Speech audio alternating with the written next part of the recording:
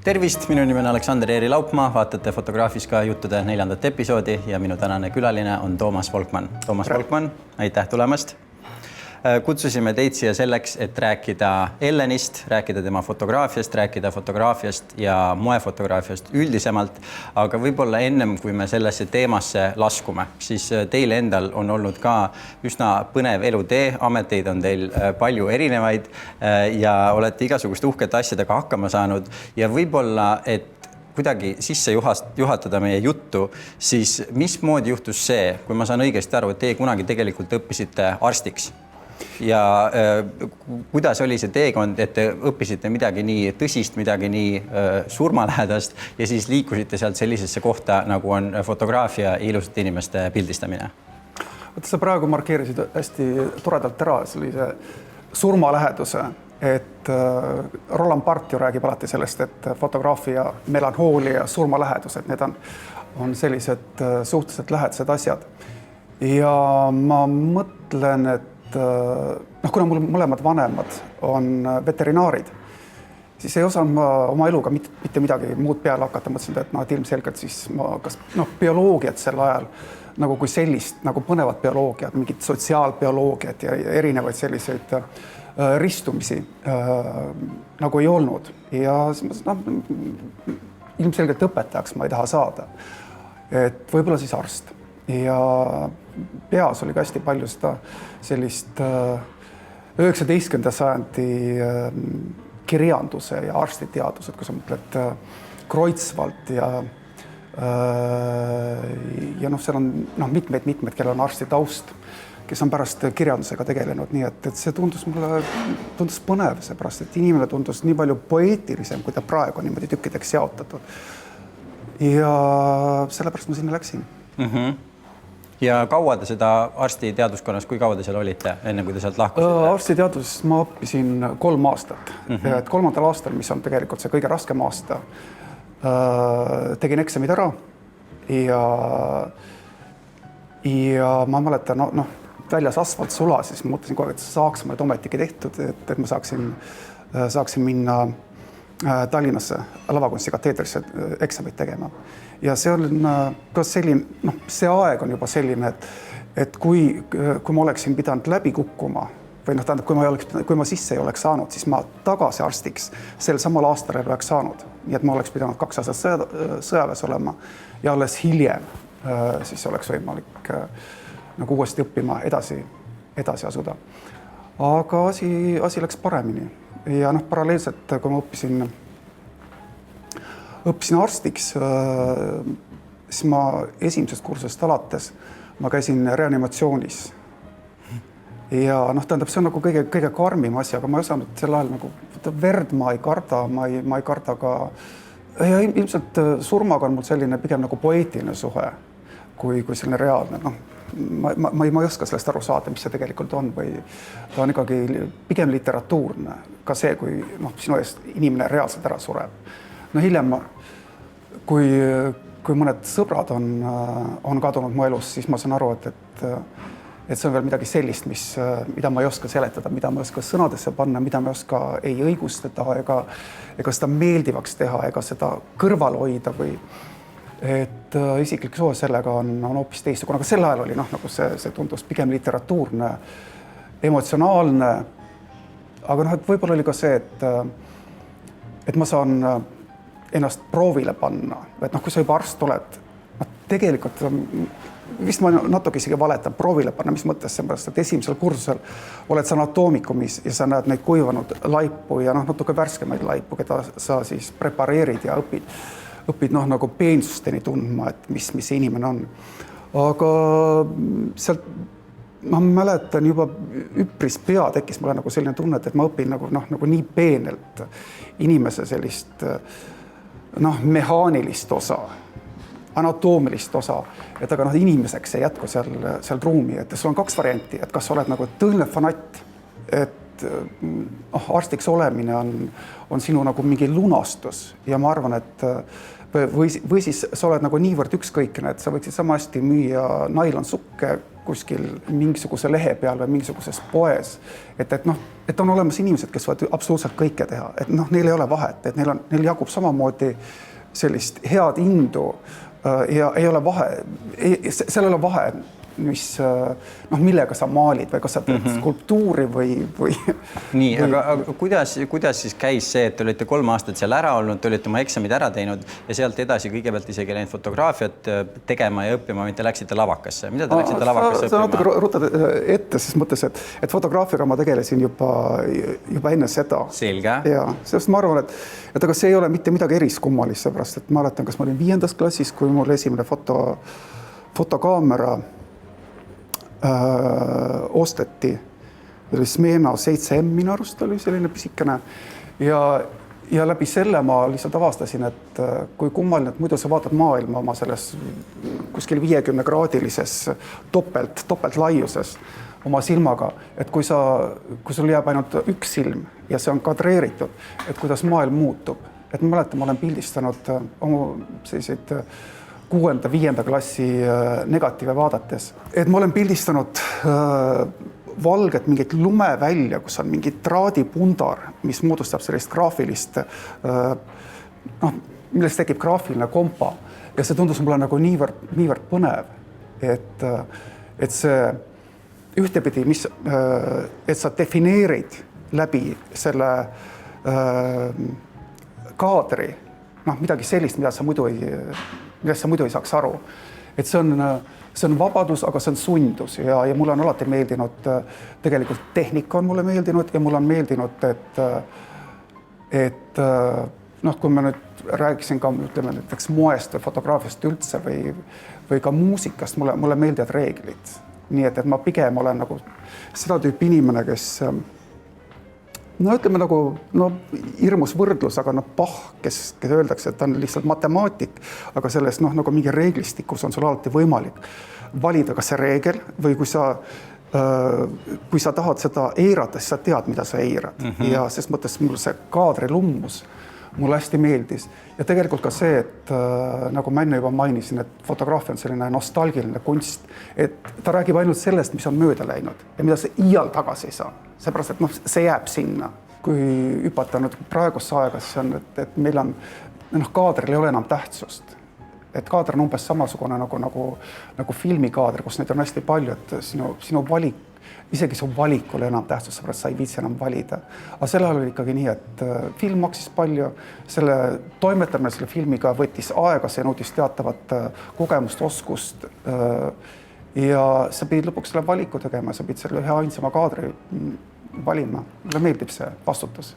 Ja kust kohast siis tuli see ülemineku hetk või ülemineku periood, kus te otsustasite, et selle arstiteaduse ma jätan selja taha ja ma liigun rohkem nende humanitaar- ja sukeste ilusamate kunstide ja alade peale? Võib-olla ongi see, et ma õppisin küll arsti ja mul ei olnud õppimisega ei olnud mitte kunagi probleemi, selles mõttes, et ma sain kenasti hakkama ja arsti õppimine on hästi selline tihke õppimine, et see ei ole nagu sellised vabadel kunstidel, et terve semester sa võisid lulli lüüa ja siis pärast 3 päeva pingutasid ja said oma eksamid ära tehtud.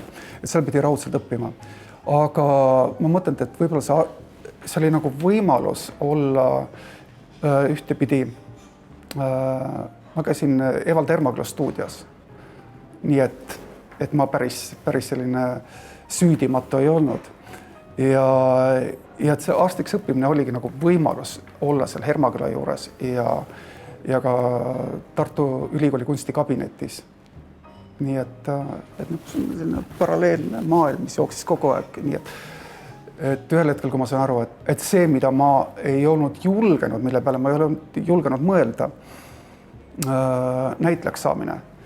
Et ühel hetkel see oli niivõrd reaalne, et ma võiksin proovida. Ja ma mäletan, ma lugesin sel ajal päris palju ja mulle meeldis Salingeri ma arvan, et see on üks lühijutt Zoe ja Franny või raamat on tegelikult ja ühe nende toa ukse peale on pandud plakat, mille peale on kirjutatud It used to happen. mis on eesti keelde hästi kena on tõlkida, et see tavatses juhtuda. Et ma ei saa planeerida mitte midagi ette, ma ei saa mõelda, et ma teen niimoodi, et asjad lihtsalt juhtuvad.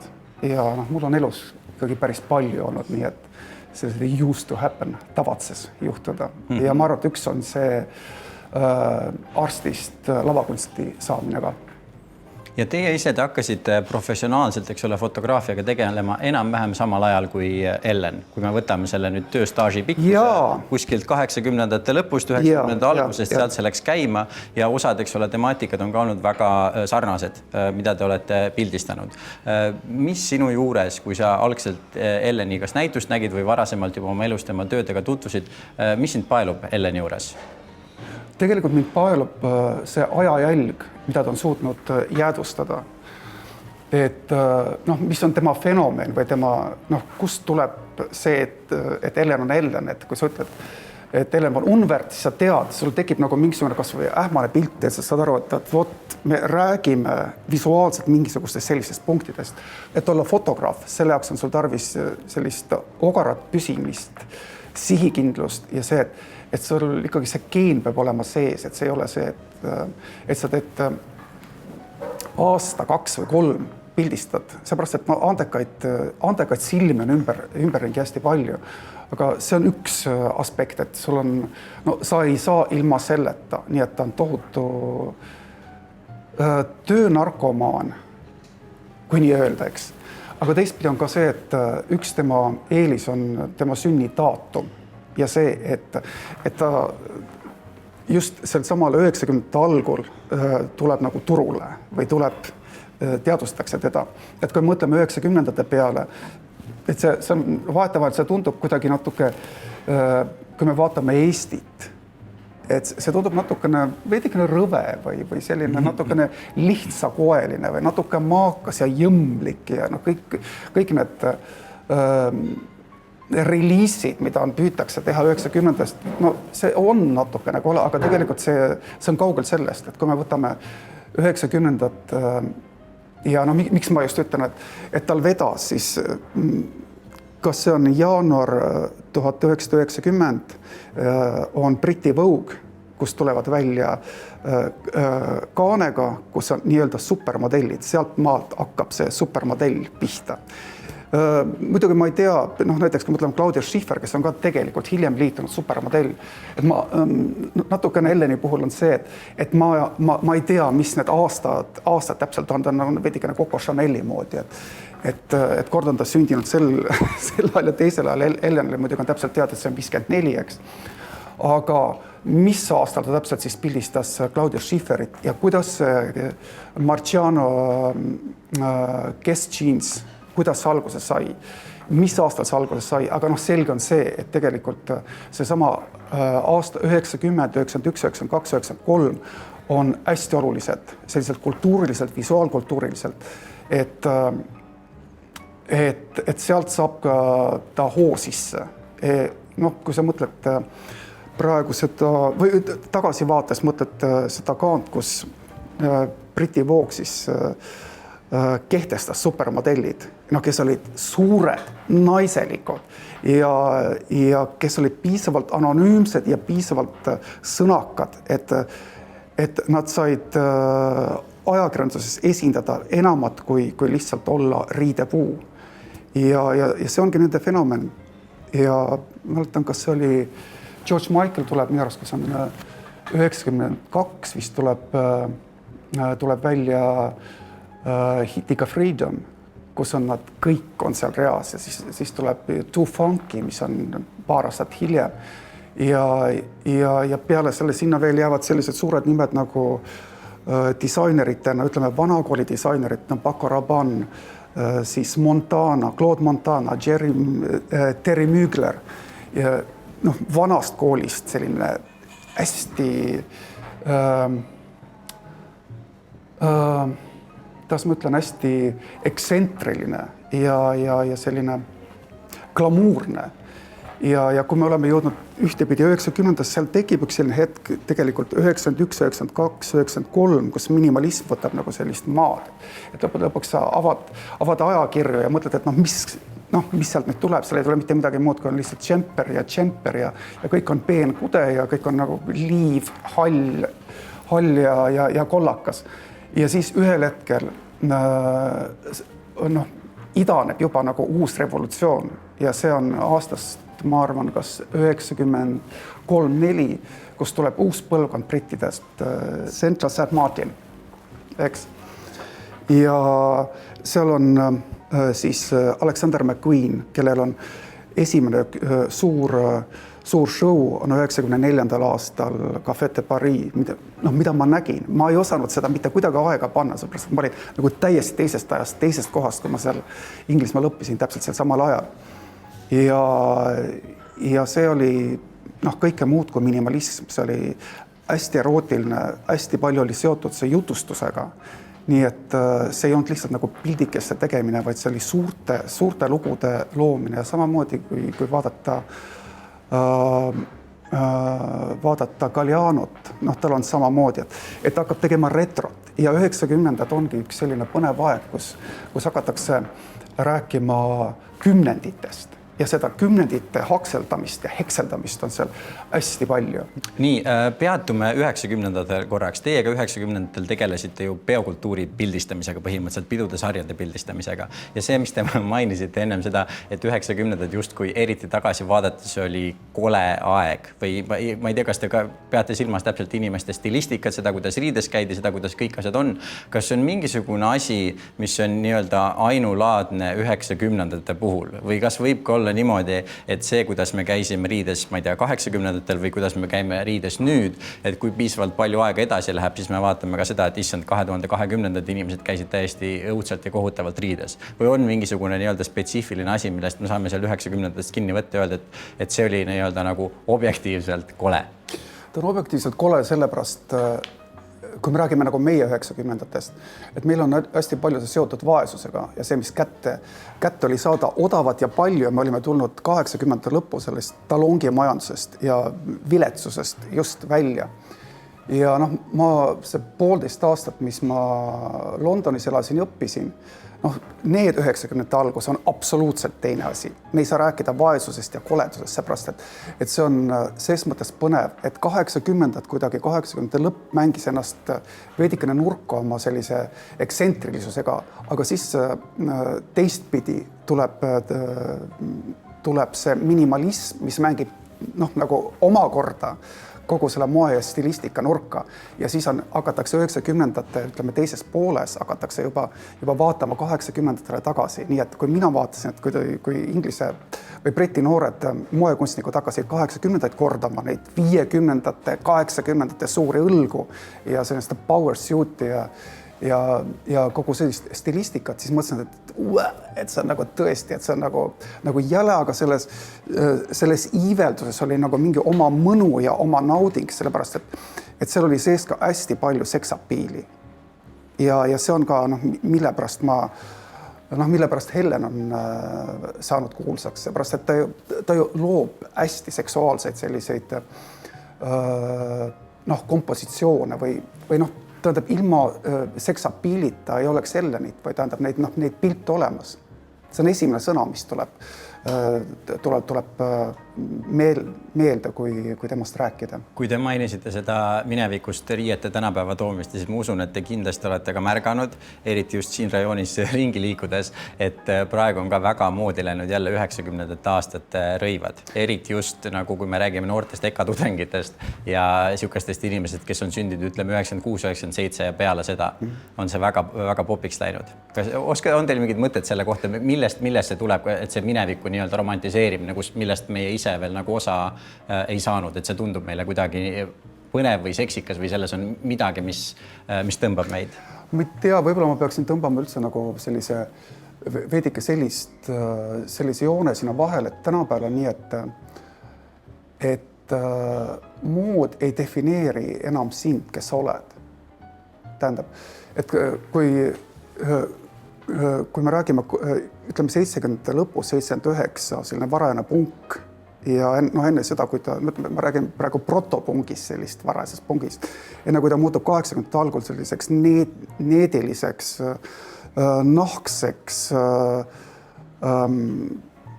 et see defineeris inimesi, seepärast, et sul oli päris keeruline neid asju kätte saada ja et see ei olnud kommerts veel, sa ei saanud see ei olnud, aga tänapäeval sa lähed H&M-i ja sa ostad selle 90-ndate või sa lähed siis Humanasse ja kui sul on hea silm, siis sa oskad sealt leida tegelikult selle, mida vaja või nagu sellega, mille kaudu ennast defineerida.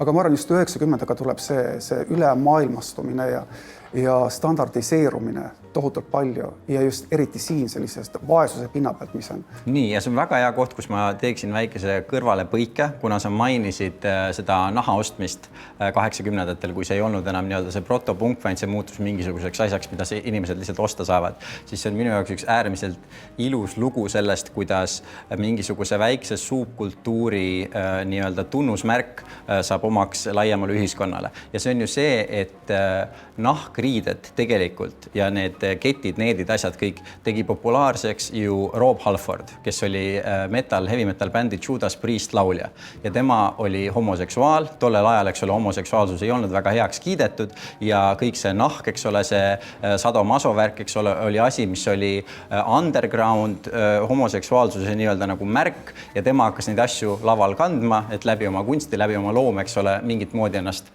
vabana tunda ja siis kõik need inimesed, kes elu sees nii-öelda seda liikumist või seda nii-öelda meelelaadi tollel ajal ei oleks heaks kiitnud, siis nad hakkasid massiliselt endale ostma, eks ole, nahka ja kette ja neete igasuguseid nii-öelda nagu sellise subkultuuri asju endale külge panema, teadmata tegelikult, kust kohast see asi pärit on. Ja analoogne asi on see, mis Ameerika Ühendriikides mingisugusel kummalisel põhjusel siiamaani töötab, mis on see hip-hop kultuuris pükste hästi nagu all põlvedel kandmine, mis tuleb tegelikult vanglakultuurist, kus niimoodi kandsid pükse need meesterahvad, kes siis olid nii-öelda vanglas allalastud. Ütleme prostituudid nii-öelda, kes olid siis nii-öelda nagu ära kasutamiseks mõeldud ja kuidagimoodi hip-hop kultuur võttis selle üle ja nüüd on tohutult palju nii-öelda noori inimesi USA-s, kes niimoodi riideid kannavad, tundes samal ajal, et nad on hästi lahedad, aga aru saamata, et see on tegelikult mingisuguse kindla subkultuuri veider osa.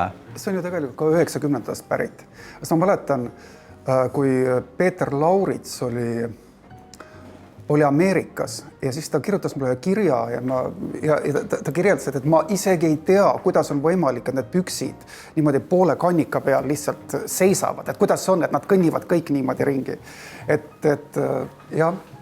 Et praegu on see juba nagu 90-ndate veel, revival. Mäletan keegi, kas see oli Fabis, oli Patsy Stone, kes ütles, et tänapäeval on asi läinud nagu selliseks, et ma täna ostan omale moodsa asja, niimoodi homme ma viin selle keemilisse puhastusse ja kui ülehomme ma selle tagasi toon, on siis seda vaadatakse kui revivalit, vintage revival. Väga ilusti öeldud. Miks me tänapäeval ilu pinnapealseks peame? Mis on juhtunud? Ma usun, kui ka EGAS õpetate, siis te kindlasti teate, et see on mingit moodi meie kultuuri sisenenud selline asi, et välispidine ilu, mingi asi, mida on kaunis vaadata, Fibonacci, eks ole, reeglite järgi paika pandud asi, me ei taha seda näha. Me tahame, et asi näeks groteskne välja, see sama siuke 90-ndate laadne, et kui see ei ole kole, siis see järelikult ei ole kunst, siis see järelikult ei ole nii-öelda nagu rääkimist väärt, see ei ole hindamist väärt ja see on üldse nii-öelda nagu kõrvale heidetud. Kust kohast selline sa küsid, aga ma ei oska sulle vastata, seepärast, et ma oskan ainult nii palju öelda, et 90-ndad, kui ma tulin Londonist ja kus paralleelselt sellele, et ühtepidi oli selline hästi selline minimalistlik ja kontseptualistlik ühelt poolt kunst, aga teiselt poolt oli nagu uued maalikunstnikud, kus oli nagu lõbu oli laialt, pluss veel see, et kui jälle rääkides 90-ndatest, siis kõige suuremad kitschitootjad nagu Pierre Gilles,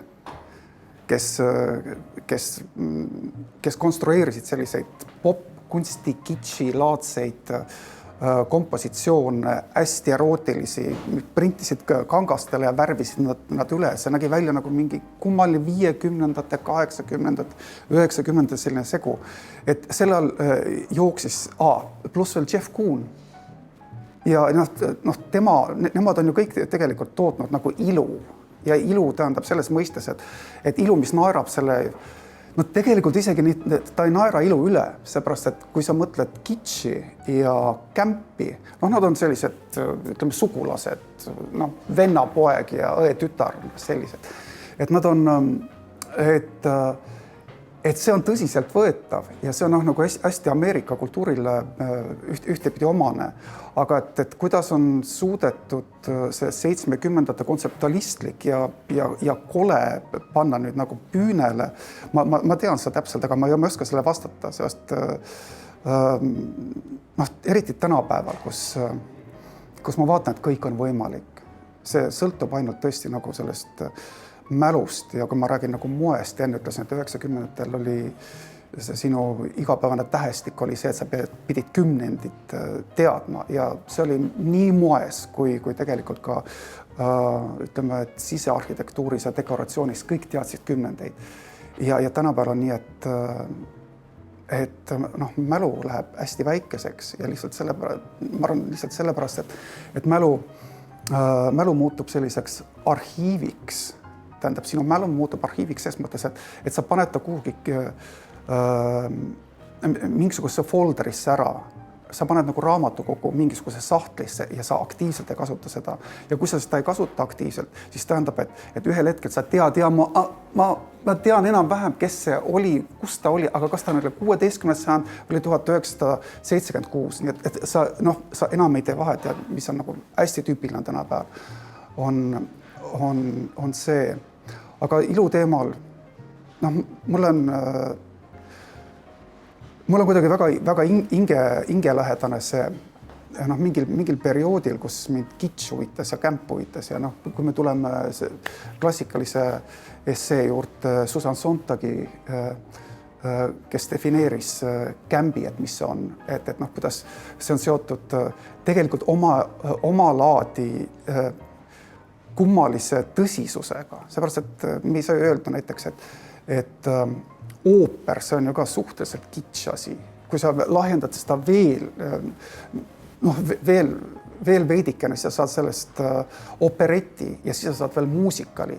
Ja et sa ei saa öelda, et see ei ole nagu tõsine, et see mingis mõttes tõsine, minu arust on nagu vastuvõetamatult naeruväärne see asi kõik, aga tegelikult see on just kui siuke madal resolutsioon millestki, mis on päris, eks ole, et sa näeksid hästi madala resolutsiooniga fotot, sa tead, et seal peal, eks ole, Madonna, aga sa lihtsalt ei näe, et see on hästi siukene nagu sketš põhimõtteliselt sellest, mis ta peaks olema. Aga jah, vaata, tulles tagasi selle ilu juurde ja ütleme, tõmmates paralleeli Unverdiga, siis on jällegi see, et vaata, tal on,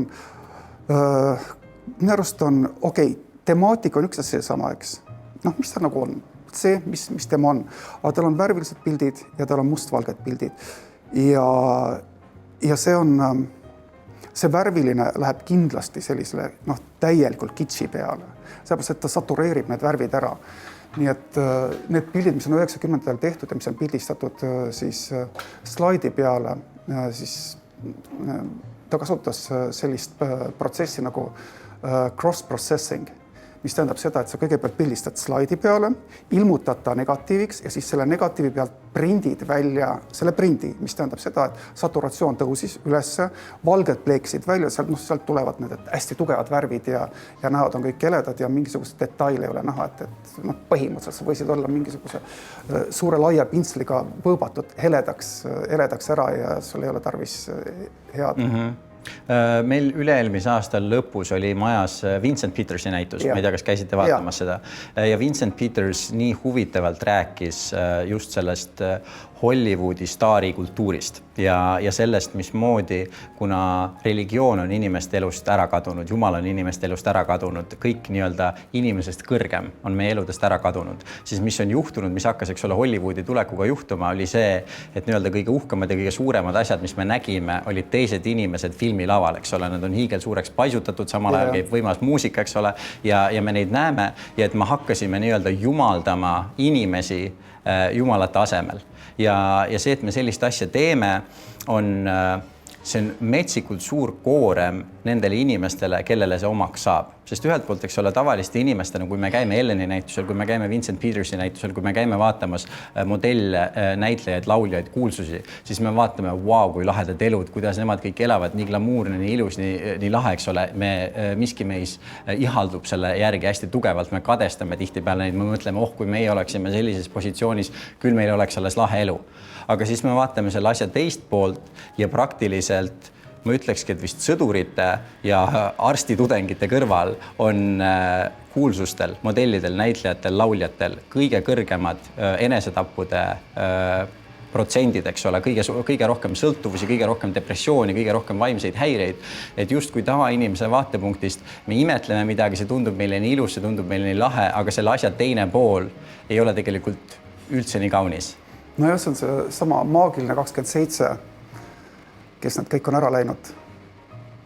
See on õige jah, sest et kui sa seda ütlesid, siis ma hakkasin mõtlema, et ma enne ka püüdsin kokku võtta, et kui sa oled sellise järgu staar, et sa ei saa ennast sundida, sul peab olema lihtsalt see geen selja sees, sul peab olema, nagu sinu veregrupp peab olema selline ja sul peab olema selline geen lihtsalt olemas, et sa lihtsalt teed seda ja sinu jaoks kõik muu, et sa räägid, Eleni puhul ka ma arvan, et ta ju pildistab sellist burleski ja sellist esimese maailmasõja järgset Berliini dekadentsi ja see tundub nagu selline tohutult, sa arvadki, et võib-olla ta elabki sellist elu, ta ei ela sellist elu.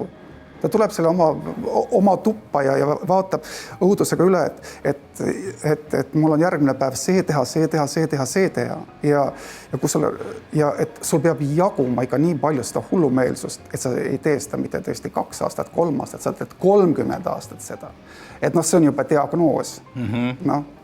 Täpselt ja samamoodi ka nendel inimestel, kellel altpoolt üles vaadatakse see, et see sellise pinge all, ma pean just silmas seda pinget, et kujuta ette, kui sa oled nüüd kuulus näitleja, kuulus laulja, kuulus modell, sulle vaadatakse altpoolt üles iga kord, kui sind intervjueeritakse, öeldakse, et oi, sa elad maailma kõige paremat elu, sul on kõik nii hästi, kõik inimesed kadestavad sind, kõik tahaksid sinu nahas olla.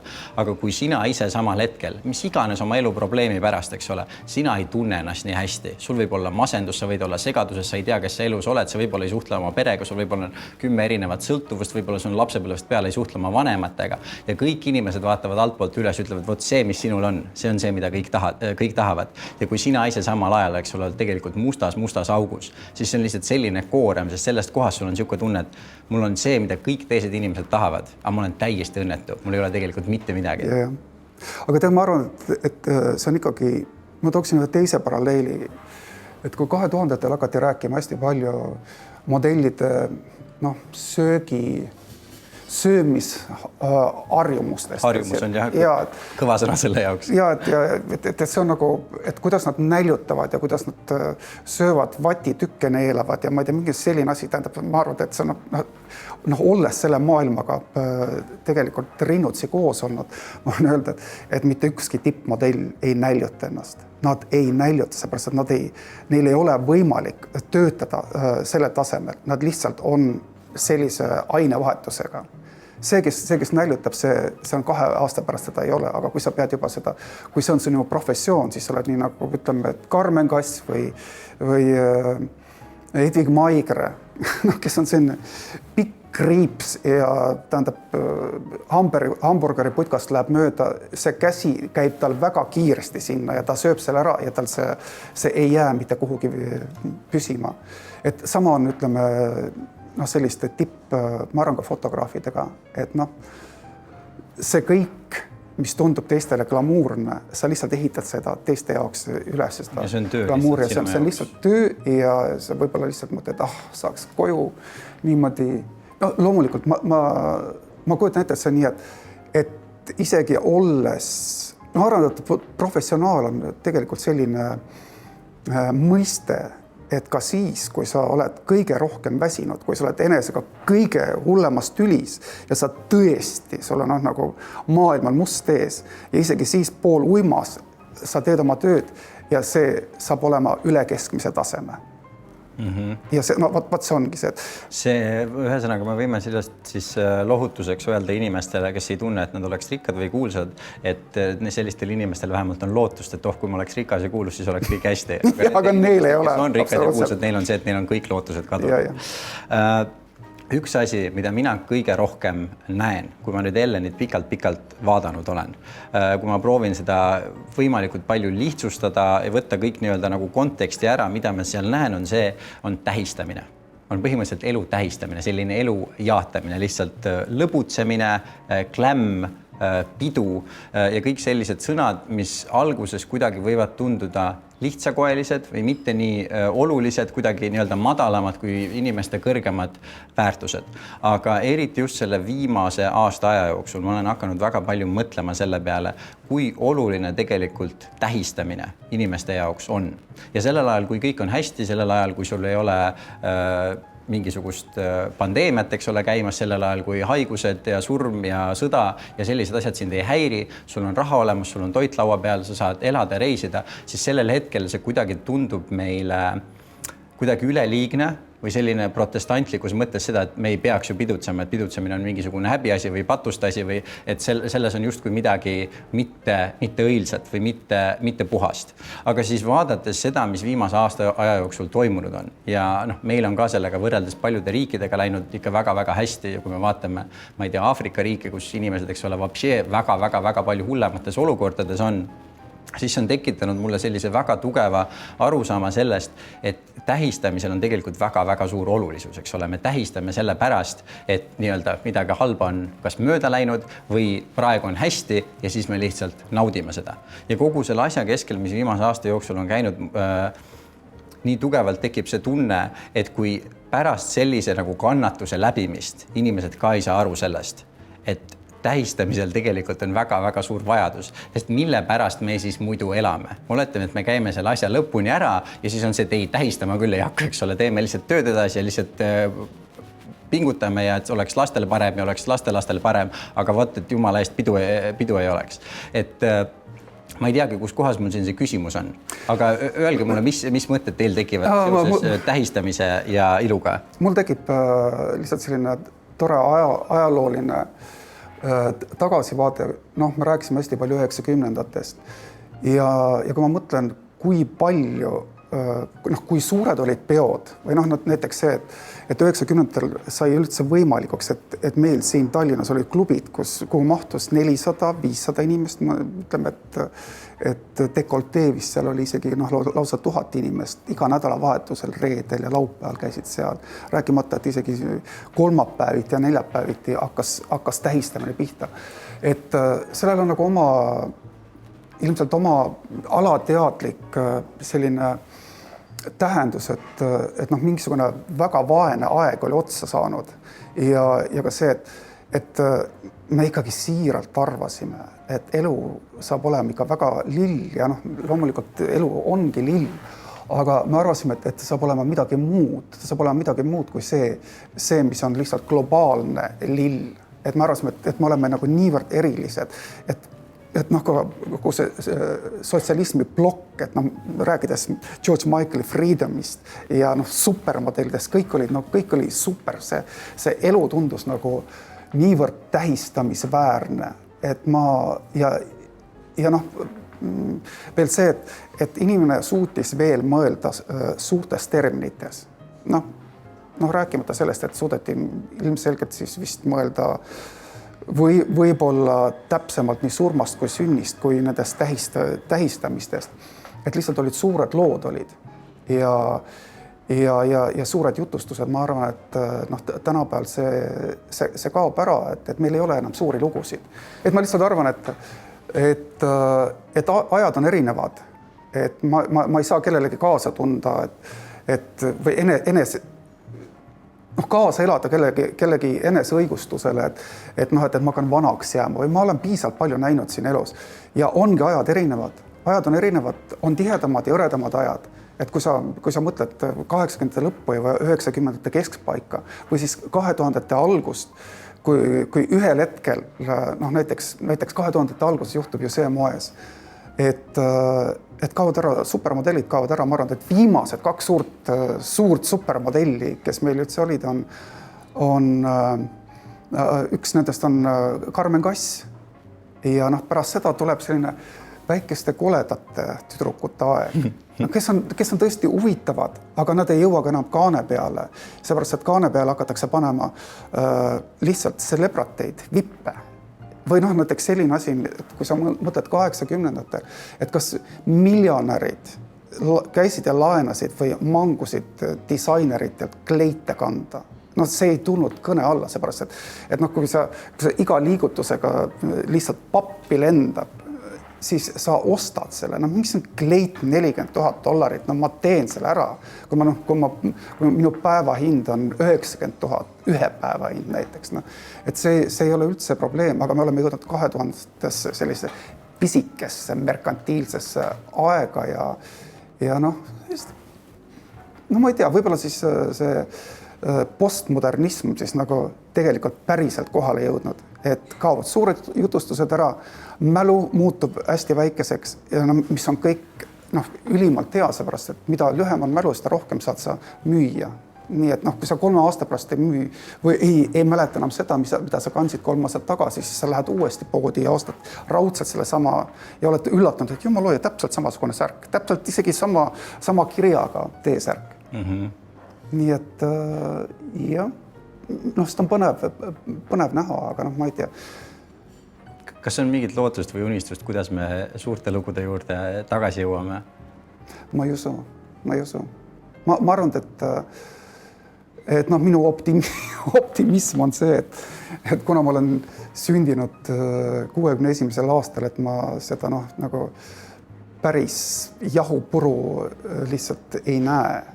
Ja ma ei arva, et seda puudrit ma lihtsalt enam ei näe.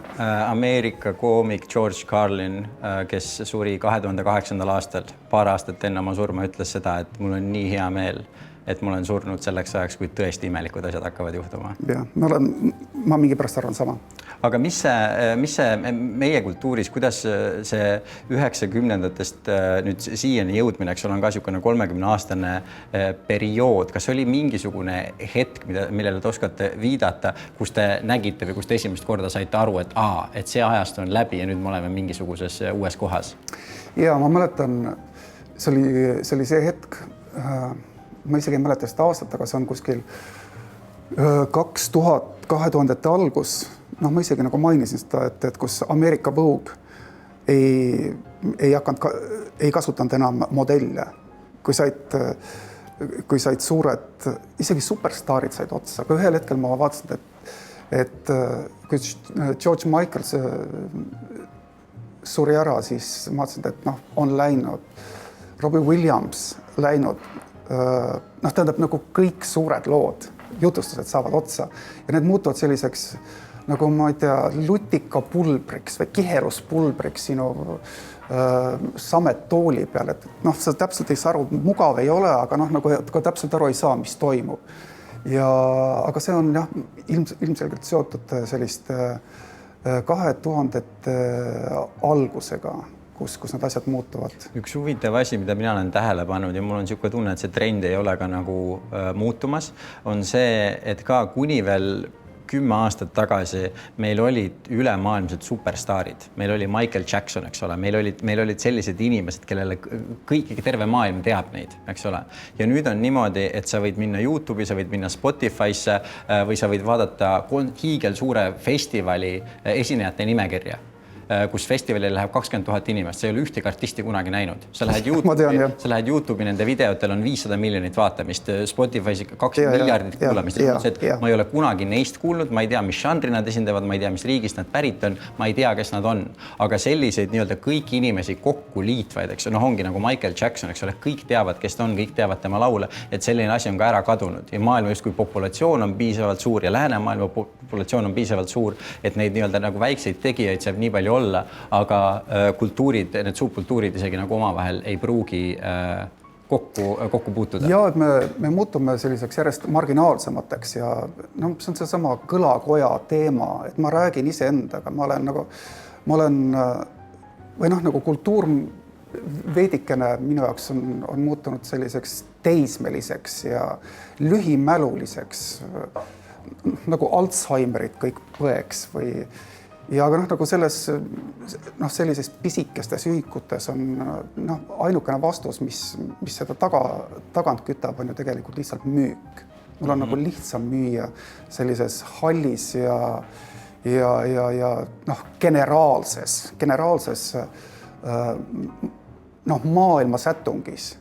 Tegelikult, aga mis on veel kummalisem on see, et sinna juurde tuleb selline teatav Ameerikast pärit sektantlik õiguse nõudmine. Ma õudusega vaatan, on üks selline kanal nagu mis kanal ta on? Eesti kanal, väliskanal? Ei, see on mingi kriminaalkanal Ameerikas. ID. Ja. Investigation Discovery. Ja ma vaatan see, kuidas inimesed tahavad saada tõtt teada või kuidas nad tahavad saada, et keegi saaks karistatud. Tähendab, mitte tõtt, tähendab, asi ei ole tões, vaid asi on saada, et saada karistatud. Et kui sa oled vanas maailmas elad, ütleme siin Euroopas, siis ma ei näe seda tõesti sellisel kujul, nagu on see sisse kirjutatud Ameerikas. Ja see on selline üleüldine, et kõik need MeToo'd ja see mängib karistusele, et keegi on tarvis üles puua, nõiad on tarvis vedada juustpidi lavale ja pea maha raidada. Saalemi nõidade protsess, mis juhtus Ameerikas, see on võimalik tänapäeval absoluutselt. Ja inimestel oleks hea ka meenutada seda, et see ei juhtunud mitte keskajal, vaid see juhtus valgustatud ajal. See juhtus sellel ajal, mida meie peame nii-öelda ratsionaalsuse ja teadusliku mõtlemise kõrgpunktiks, oli see, kus kõige rohkem nõidasid põletati. See on väga huvitav, mis te mainisite selle karistamise kohta, on see, et mul on niisugune tunne, et me oleme liikunud ühiskonnana sellisesse kohta, kus lunastust kui sellist nagu ei eksisteeri enam. Kui sa oled ühe korra meie reeglitest nii-öelda eksinud, siis sa oled igavesti hukka mõistetud ja sa peaksid nii-öelda igaveses kukkumises olema mingisugusesse põhja, mis mitte kunagi kätte ei jõua. Aga seda, et sa vabandad, et sa inimesena arened, et sa parandad, et sa nii-öelda tuled läbi oma probleemidest, sellist võimalust lihtsalt ei ole ja aina rohkemad inimesed nii-öelda satuvad selle ora otsa. See veelahe ilmselgelt läheb sealt, kui hästi laiaks minna, on siis nagu sellist katoliikliku moraali ja selle lunastuse pealt ja siis teiselt poolt sellise sektantliku, et sa isegi ei tea, kas sa oled juba ette mõistetud põrgusse. Meil on nüüd, ütleme, 5 minutit veel aega rääkida. Mõned kiiremad küsimused, kuna me Ellenist ennem rääkima hakkasime. Miks peaksid inimesed Ellenit vaatama? Miks nad võiksid sellest näitusest saada? Või kui nad seda vaatavad, mida nad võiksid seal vaadata? Ellen on üks selline tore vanakooli fotograaf, kelle jaoks on lugu on tähtis. Ja ma olen enne ka öelnud, et seal, kus algab tekst, seal lõpeb pilt. Et tihtipeale, kui sa käid tänapäeval mingisugusel kontseptuaalsetel näitustel, ma ei jõua A4 lugeda. Esiteks on see väike kiri ja ma olen tulnud visuaali vaatama, ma olen visuaalne inimene. Tähendab, mida rohkem sõnu, seda väiksemaks see pilt jääb ja see reaalselt ongi niimoodi. Aga Ellenil, tal ei ole seda. Tähendab, tema on veel selline produktiivne, hullumeelne looja natuur, et tähendab, kas meil on siis nüüd teema puudust või ta lihtsalt pildistab, et kui ma räägin sellest näitusest, mis praegu siin on, eks, need näitusi võiks olla 100 ja täiesti, ütleme, samas stiilis, aga ütleme, mingisuguse teise nurga alt, aga ta on nagu niivõrd produktiivne, tal on selle vana, hea, tore lugu on seal sees ja see selline seksapiil, mida kõik me kardame tänapäeval, et me oleme jõudnud sellise ajajärku, kus tegelikult seksapiil on usurpeeritud täiesti hirmutavaks mingisuguseks müstifikatsiooniks, et sa pead kartma sa pead isegi kartma pilku, kui ma räägin fotost, siis foto tähendab vaatamist, no inglise keeles on ju verb on to shoot, et on olemas see, kes tulistab ja on ilmselgelt olemas ohver ja on ilmselgelt jahimees olemas, et ma pean seda kartma, et ma kedagi pildistan, kedagi üles võtan, mis tähendab seda, et meie ümbruskond on niivõrd hüsteeriliselt tundlikuks muutunud, noh, selle aspekti suhtes, et sind võetakse, et sa elad. 2 küsimust veel. Mis teid viimase paari aasta jooksul kõige rohkem inspireerinud on? Fotodest rääkides, siis üks näitus, mis oli siinsamas Fotografiskas, et see nii juhtus, see oli Soome fotograaf, tema nimi oli Pentti Sammalahti. Ja Sammalahti. Ta oli minu jaoks nagu nii vapustav tegelane. Esiteks see fotograafiline nostalgia või melanhoolia, kurbus ja poeesia, mis seal sees on. No ma ei ole üle tüki aja, ma ei ole sellist asja näinud. Ja tegelikult teine suur näitus oli rootslane, kes pildistas Hamburgis. Erik mida ta pildistas? Ta pildistas selles kohvikus. Muidugi Anders Peterson. Fantastiline kolor. Ja kogu see näitus, ma arvan, kas 3-4 korda ma käisin seal ja nähes teda ennast kuskil nagu ülesse võetuna, ma ei kujuta ette seda elu. Ja sealt tekibki selline, et ma isegi mäletan, mingil hetkel ma tundsin, et mind hakkab nagu lämmatama, et see on nagu nii hea, et see lämmatab mind. Et see on aeg, mis ei tundu nagu nii kaugel, aga tegelikult see on ikka päris kaugel. See on kaugel mitte aastatega mõõdetult, vaid meie hoiakute mõõdetult. Ja. Väga ilus vastus, mulle meeldis see kõige viimane küsimus. Kui meid peaks kuulama, vaatama mõned noored kunstnikud, olgu nad fotohuvilised, mingi muu kunstivaldkonna huvilised, kes ei soovi nii-öelda osa võtta kõigest sellest pudist-padist, millest te ennem rääkisite ja kes sooviksid nii-öelda teha ausaid, autentseid asju ja minna mingisuguse suurema loo ja oma teed. Mida te neile ütleksite, mida te neile soovitaksite? Ma arvan, et vaatamine ja pildistamine ja joonistamine on samamoodi kirjutamisviis. Et kui sa tahad, et loomulikult sa võid ju kirjutada haikut, mis on ilmselgelt 5-7-5, eks, ja väga üles loetud silpidega, aga tegelikult peaks püüdma kirjutada vähemalt novelli või vähemalt mitte vähemalt, vaid midagi hea oleks, kui sellest romaan saaks. Ma pean silmas seda, et on tarvis leida jutustus, on tarvis leida oskus, et see oleks lihtsalt nii nagu, kas Dostojevski ütles kedagi, ühte rumalat naisterahvast ta iseloomustas, mitte et ma nüüd naiste vihka siin oleks, aga ta iseloomustas nii, et see oli nii rumal naisterahvas. Ta oli noor ja ilus, aga nii rumal, et ta ei suutnud isegi 3 sõnast moodustada lihtlauset alus, öeldis, sihitis. Olgi kõik. Toomas Volkmann, suur aitäh teile külla tulemast. Tähaks.